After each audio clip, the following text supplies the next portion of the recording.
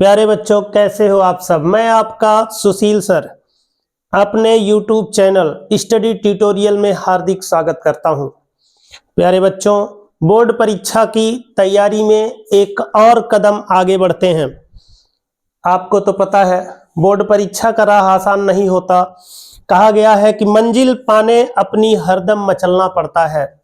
मंजिल पाने अपनी हरदम मचलना पड़ता है, रास्ते कहीं नहीं जाते, खुद को चलना पड़ता है।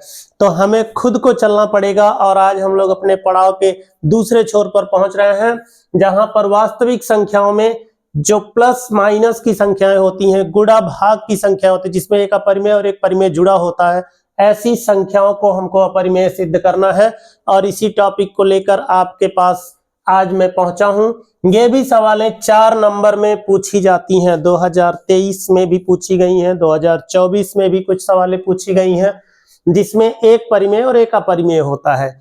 ध्यान दीजिएगा, 5 प्लस √3 एक अपरिमेय संख्या है। आपके स्क्रीन पर यह सवाल दिख रही है, बोर्ड परीक्षा में पूछी जा चुकी है और इस बार पूर्ण तरीके से पूछे जाने की संभावना भी है। तो यहां से 5 प्लस √3 को एक अपरिमेय संख्या सिद्ध करना है। ध्यान दीजिएगा, किस तरह से मानेंगे, किस तरह से सॉल्व करेंगे, बहुत ध्यान से समझ लीजिए।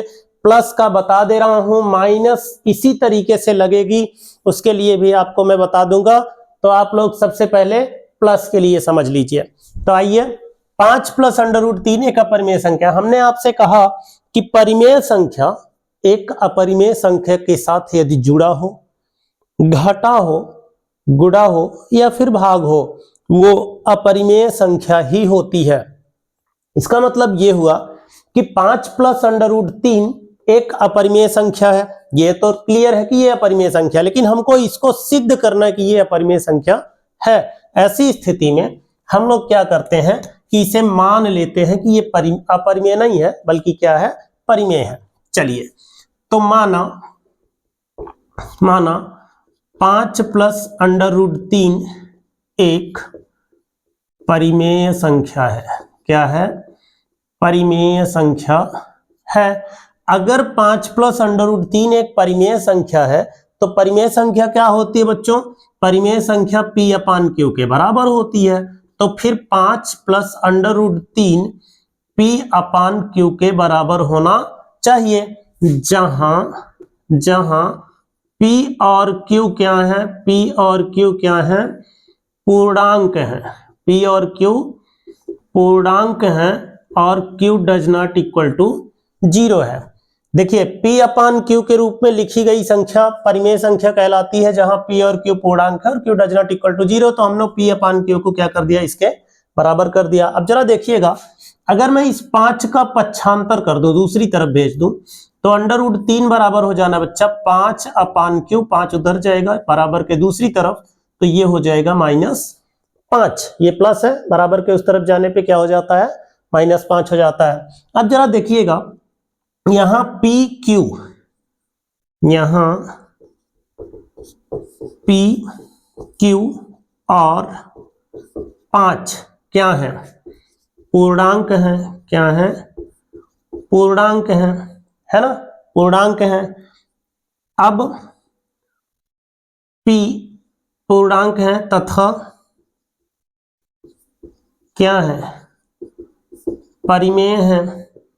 इसलिए P/Q -5 क्या होगा? परिमेय संख्या होगी। क्या होगी? परिमेय संख्या होगी। अब जरा देखिए, P/Q -5 क्या होगी? परिमेय संख्या होगी। तो फिर अतः √3 भी क्या होगी? परिमेय होगी। √3 भी क्या होगी? परिमेय होगी। तो √3 भी परिमेय होगी। क्यों? क्योंकि P/Q -5 अगर परिमेय संख्या है, तो परिमेय संख्या के बराबर होगी। परंतु √3 एक क्या है? अपरिमेय संख्या है। हम सिद्ध कर चुके हैं कि ये क्या है? अपरिमेय संख्या है। तब अपरिमेय संख्या परिमेय के बराबर नहीं हो सकती, नहीं हो सकती। इसका मतलब ये हुआ कि √3 p/q माइनस 5 के बराबर नहीं हो सकता। तो जब नहीं हो सकता, परिमेय संख्या परिमेय के बराबर नहीं हो सकती, अतः मेरा मानना क्या है, गलत है। और 5 + √3 एक अपरिमेय संख्या है। 5 + √3 एक अपरिमेय संख्या है। बात समझ में आ गई होगी बच्चों। हम लोगों को करना यह है कि सबसे पहले जो भी संख्या मिलेगी, जैसे 5 + √3 मिला तो हम इसको क्या करेंगे, एक परिमेय संख्या के रूप में कहेंगे और फिर p/q के बराबर मान लेंगे। p/q के बराबर मानते ही 5 को दूसरी तरफ भेज दीजिएगा जो कि एक परिमेय संख्या है जो 5 है, और p/q माइनस 5 हो जाएगा। p, q और 5 क्या है, पूर्णांक है और क्या है, परिमेय है। तो क्लियर है कि p/q माइनस 5 क्या होगा, एक परिमेय संख्या होगी। अब ये परिमेय संख्या है और बराबर है √3 के, तो √3 भी क्या होना चाहिए, परिमेय संख्या होना चाहिए। तो √3 भी परिमेय होगी, परंतु √3 एक अपरिमेय संख्या है, ऐसा प्रूव हो चुका है।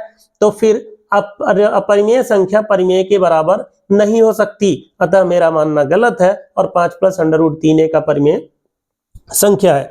इसी तरह से अगर हमको यहां पर चिन्ह बदल दिया जाए, मान लो 5 + √3 के बजाय 5 - √3 कर दिया जाए, तो हमको √3 को उस तरफ और p/q को बराबर के इस तरफ पक्षांतर कर लेना है। फिर से यही पूरी बातें कहनी है। कहने का मतलब एकदम श्योरली जैसे ये है उसी तरीके से ये सारी बातें हमको कहनी है। आइए देखते हैं, इसी में एक गुणा का भी देख लेते हैं बच्चों। जब गुणा के रूप में होगी तो कैसे करेंगे हम लोग, और ये तो मान लीजिए भाग के रूप में है। सिद्ध कीजिए कि अगर यहीं पे हमको सवाल बदल दिया जाए और ये कहा जाए कि 2√3, सिद्ध कीजिए कि 2√3 एक अपरिमेय संख्या है। देखिए सवाल बदल गई, 2√3 एक अपरिमेय संख्या है, तब हम क्या करेंगे, तो हम यही बात मान लेंगे, फिर से वही करेंगे कि 2√3 एक अपरिमेय संख्या है। तो बच्चों यहां पर 2√3 क्या हो जाएगा, p/q के बराबर हो जाएगा, जहां p और q पूर्णांक है, q does not equal to 0 है।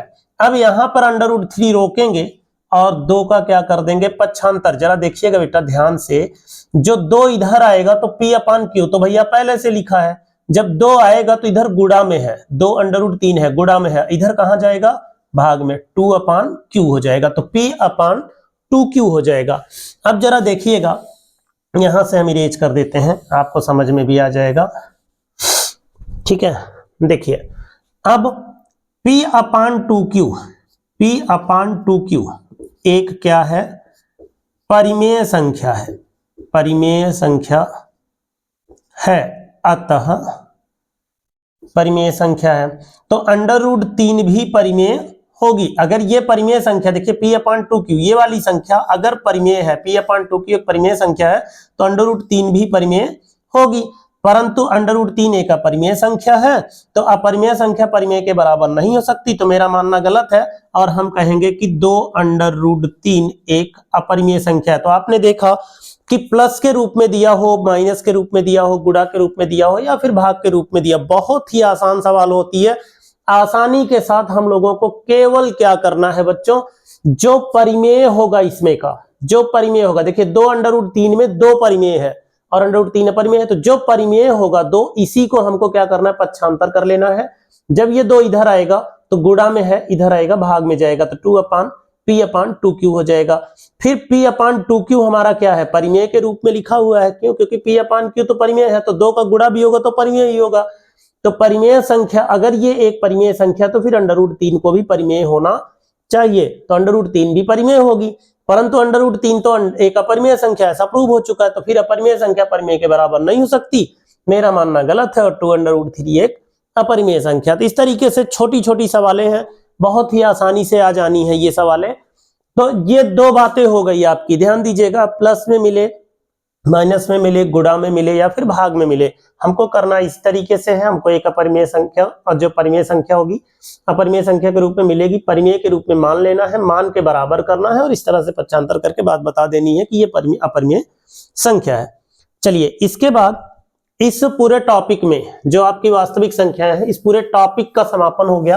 केवल एक सवाल एक तरह की छूट रही है, और वो है, हमने आपसे चर्चा करा था बीच में शांत और अशांत दशमलव का, शांत और अशांत दशमलव प्रसार का। कभी कभी पूछा गया है शांत दशमलव प्रसार, और एक बात पूछी गई है अशांत। अशांत में ज्यादातर बच्चों आवर्ती पूछा जाता है, अशांत आवर्ती दशमलव या प्रसार। ये अशांत आवर्ती प्रसार क्या होता है, शांत दशमलव प्रसार क्या होता है। ध्यान देंगे, जब हम लोग किसी भी संख्या को अंश बटा हर के रूप में पाते हैं, P अपान Q के रूप में पाते हैं, ठीक है, जहां Q, अगर Q यानी हर 2 का पावर ऑफ n इंटू 5 का पावर ऑफ m के रूप का होगा, इस रूप में होगा, तो दशमलव प्रसार क्या होगा, शांत होगा।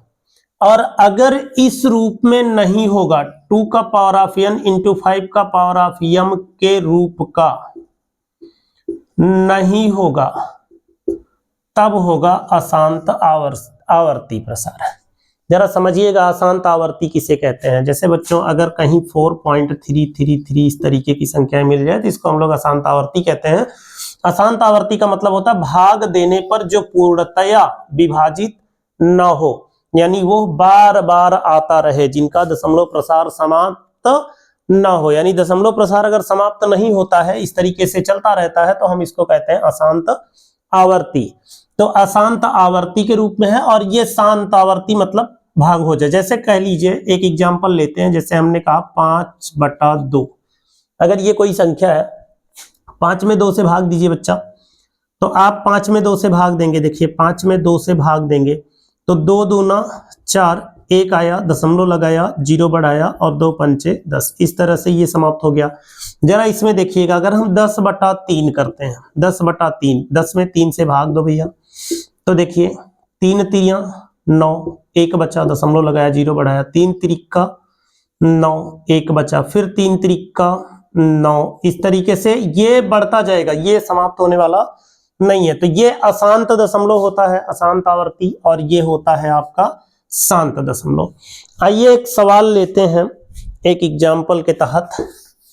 एक सवाल पूछी गई थी इसके पहले, उसमें ये कहा गया था कि 66/180, 66/180 ये शांत दशमलव है या अशांत आवर्ती है, अशांत आवर्ती है। इस तरह से 66/180 शांत दशमलव है या अशांत आवर्ती है। बच्चों सबसे पहले हम लोग क्या करते हैं, जैसे 66 है तो 66 का गुणनखंड कर लेते हैं। 2 से डिवाइड किया 33 आ गया, 2 तियां 6, 2 तियां 6, 3 से डिवाइड किया 1 1, 11 आ गया। इसी तरह 180 को भी हम लोग गुणनखंड के रूप में व्यक्त करेंगे। अभाज्य गुणनखंड करते हैं इनका, 2 9 18, 90, 2 दूना 4, 2 चौक 8, 2 पंचे 10, 3 से काट लीजिए, 3 एकम 3, 3 पचे 15, फिर से 3 पचे 15, और 5 एकम 5। अब जरा इसके गुणनखंड को इस तरह से 66/180 को इस तरह से लिखिए। 66 को क्या लिख सकते हैं बच्चों, 2 × 3 × 11 बटे, यहां लिखेंगे 2 × 2 × 3 × 3 × 5। देखिए इसमें से 1 2 1 2 से विभाजित हो रहा है, 3 से 3 विभाजित हो रहा है, बच क्या रहा है 11 बटे 2 3 5, 2 3 5। अब जरा ध्यान देना, हमने कहा था कि अगर हर में यानी Q के रूप में यहां पर अगर केवल 2 × 5 होता, तब ये दशमलव प्रसार क्या होता, शांत होता। चूंकि यहां 3 है तो हम कहेंगे हर के अभाज्य गुणनखंड में, अभाज्य गुणनखंड में 2 × 3 × 5 है, अतः 66/180 यानी 66/180 कैसा है, अशांत आवर्ती है। क्या है, अशांत आवर्ती है। ये इस तरह से तो आप समझ गए होंगे बच्चों कि सबसे पहले जो भी सवाल दी रहेगी, जैसे 66/180 दिया है तो दोनों ही अंश और हर दोनों का क्या करेंगे, गुणनखंड करेंगे। अभाज्य गुणनखंड निकालेंगे, इस तरह से बटे में लिख देंगे। जो भी डिवाइड होता है डिवाइड कर लीजिएगा, अंश से कोई लेना देना नहीं है, जो भी संख्या बची है ध्यान देना यहाँ पर। और हर से लेना देना है, हर में केवल 2 और 5 का अगर गुणा मिलता है, 2 अकेले भी मिलेगा या 5 अकेले भी मिलेगा, तब भी ये क्या होगा, शांत दशमलव का। जैसे एक और एग्जांपल लेते हैं आपका 13/125, 13/125 कहा जा रहा है कि ये शांत दशमलव है या अशांत आवर्ती है, अशांत आवर्ती है। ये सवाल भी आपकी पूछी जाती है। 13/125, फिर से वही काम करना। देखिए 13 का तो गुणनखंड नहीं होगा, 125 का होगा। 125 का गुणनखंड करो बच्चा, 5 दूना 10, 2 पचम 25, फिर पचम 25 और 5 एकम 5। इसको लिखेंगे कैसे, 13/125 को हम लिख सकते हैं 13/5 गुणे 5 गुणे 5, और इसको लिख सकते हैं 13/5 की घाते 3। हमने कहा अगर 5 की घाते 3 के रूप में संख्या मौजूद है, 2 नहीं भी है, तो भी ये क्या होगा, शांत दशमलव होगा। और हम इसको आराम से लिख सकते हैं, या ऐसे भी लिख सकते हैं 2 की घात 0 × 5 का पावर ऑफ 3 हर में है। इसलिए 13/125 क्या है, शांत दशमलव प्रसार है, शांत दशमलव प्रसार है। तो इस तरह से शांत और अशांत दशमलव प्रसार को भी हम ज्ञात कर सकते हैं। ध्यान रहे, हर में जो हर है आपका, उसमें 2 की घात n और 5 की घात m के रूप की संख्याएं होनी चाहिए। अगर ये संख्याएं हैं तो हम उन्हें क्या कहेंगे, शांत दशमलव प्रसार कहेंगे। इसके अलावा अगर जैसे यहाँ पे देखिए 3 आ गया था, तो हमने इसको कहा कि ये शांत दशमलव नहीं है, मतलब ये अशांत है, ठीक है ना। तो शांत और अशांत आवर्ती दशमलव भी आपके समझ में आ गया होगा कि शांत दशमलव प्रसार क्या होता है, अशांत दशमलव प्रसार क्या होता है। तो इसी तरह से आपका ये वास्तविक संख्या वाला जो आपका चैप्टर है, ये चैप्टर ये पूर्णतया समाप्त हो गया। 4 से 5 वीडियो आपको मिली है, छोटे छोटे पार्ट में मैंने इनको बनाया है, एक एक पार्ट को अच्छे से आपको समझाया है, दिया है, और सवालों के एग्जाम्पल लेकर आप लोगों को समझाया है। आशा है आप सबको ये बात समझ में आती होगी, सवालें समझ में आती होंगी। बोर्ड परीक्षा के दृष्टि से केवल इंपॉर्टेंट क्वेश्चनों की ही बात हो रही है। आप सब अगर समझ में आता है तो बच्चों पढ़ाई करिए, और साथ ही साथ हमारे चैनल को सब्सक्राइब भी करिए और इसको देखिए भी, और बेल आइकॉन को दबाना मत भूलिए, ताकि कोई भी वीडियो अपलोड हो तो सबसे पहले आप लोगों के पास पहुंचे। मस्त रहिए, स्वस्थ रहिए, पढ़ते रहिए।